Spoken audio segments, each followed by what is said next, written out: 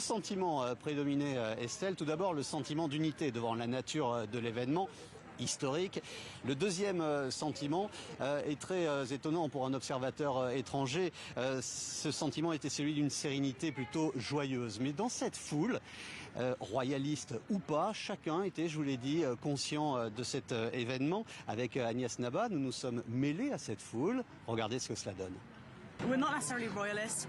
On n'est pas vraiment royaliste, mais c'est un changement culturel très important. On est à Londres, on s'est dit qu'on devait venir parce que ça ne se reproduira pas dans notre vie. Maintenant, on a Charles, c'est le premier roi depuis 70 ans, c'est son premier jour. De grands changements s'annoncent.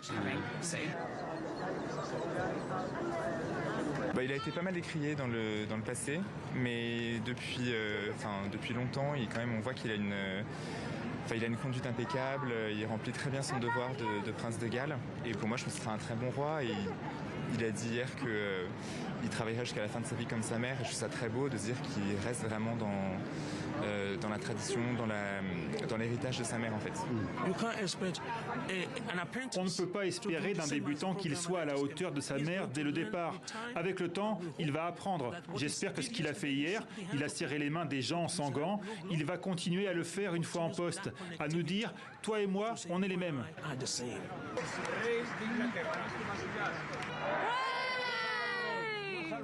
J'ai amené les petits-enfants pour qu'ils sentent l'atmosphère. Et pour le roi, je lui souhaite bon courage.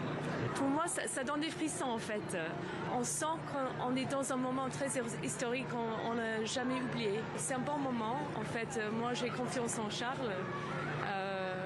Je trouve que c'est quelqu'un avec on peut avoir la confiance.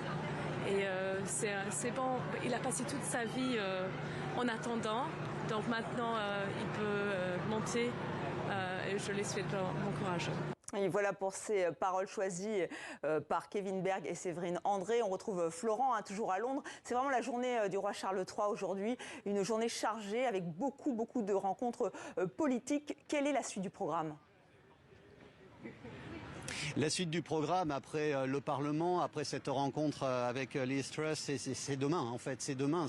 Il quittera Londres pour visiter les 3 autres nations du royaume. Cette tournée débutera par l'Écosse et en Écosse, il assistera à un office religieux en présence de la dépouille de sa mère, Élisabeth II d'Angleterre. Il enchaînera ensuite avec l'Irlande du Nord, un passage à Belfast, et puis le Pays de Galles avant de revenir ici à Londres.